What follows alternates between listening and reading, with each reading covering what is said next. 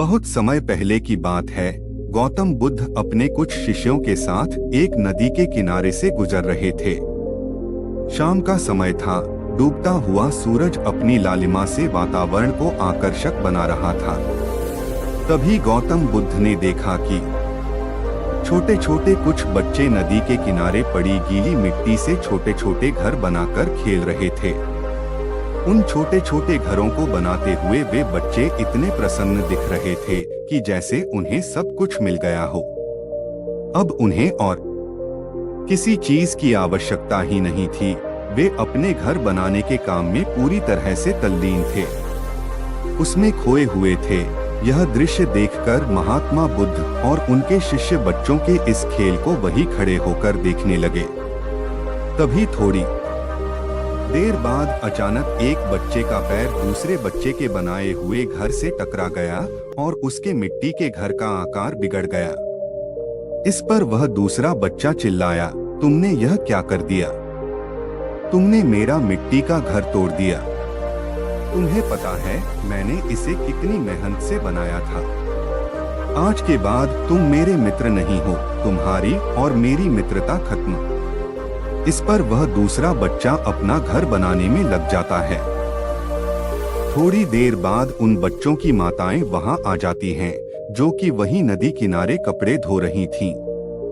आकर कहती हैं, चलो बच्चों, शाम का समय हो आया है, इसीलिए अब घर चलो। इतना सुनते ही वे सारे बच्चे अपने खुद के बनाए हुए उन मिट्टी के घरों के ऊपर से कूद कूद कर उन्हें तोड़ने लगे। वे सभी खुशी से चिल्ला रहे थे और मिट्टी के घरों पर कूद रहे थे। ये वही बच्चे थे जो थोड़ी देर पहले तक मेरा घर तेरा घर कर रहे थे और आपस में लड़ रहे थे। अब उन बच्चों में से किसी को भी इस बात की सुध नहीं थी कि कौन किसका घर तोड़ रहा है या किसने किसका घर तोड़ा था। थोड़ी देर उछल कूद करने के बाद वे बच्चे एक दूसरे के कंधों पर हाथ रखे मस्ती मजाक करते हुए वहां से चले गए। जब तब उन बच्चों ने ये माना हुआ था कि ये मिट्टी के घर उनके हैं, तब तक उनके बीच लड़ाइयाँ भी हो रही थीं, उनकी मित्रता भी टूट रही थी। लेकिन जैसे ही बच्चों को पता चला कि अब रात होने वाली है और अब उनके असली घर जाने का समय आ चुका है, तो बच्चों का मिट्टी के घर के प्रति सारा मोह समाप्त हो गया और उन्होंने खुद ही कूद कूद कर उन घरों को तोड़ डाला और खेलते कूदते अपने अपने घर चले गए। इस घटना को महात्मा बुद्ध और उनके शिष्य पूरे ध्यान से देख रहे थे, लेकिन जाते हुए बच्चों को देखकर बुद्ध मुस्कुराने लगे। तो शिष्यों ने बुद्ध के मुस्कुराने का कारण पूछा। तब बुद्ध कहने लगे, शिष्यों, ऐसा ही हमारे जीवन के साथ भी होता है। जिस इंसान को यह स्पष्ट रूप से दिखाई दे गया कि यहाँ मरना है, रात होनी ही है, आज नहीं तो कल अपने असली घर वापस जाना ही पड़ेगा, उस इंसान का इस संसार के प्रति सारा मोह, सारा रस समाप्त हो जाता है। जैसे जब उन बच्चों को यह महसूस हो गया कि यह तो उनकी ही बनाई हुई दुनिया थी जिसमें वे कुछ देर के लिए खो गए थे, उनका असली घर तो कहीं और है, तो उन्होंने खुद ही अपने उन मिट्टी के घरों को तोड़ दिया और उनसे मुक्त हो गए। बुद्ध ने आगे कहा कि लोग मुझसे अक्सर पूछते हैं कि हमें इस संसार से मुक्ति कैसे मिलेगी, जबकि सत्य तो यह है कि तुम्हें मुक्त होने की जरूरत ही नहीं है। तुम तो पहले से ही मुक्त हो, ये तो बस तुमने मान लिया है कि तुम दुनिया से जुड़े बैठे हो।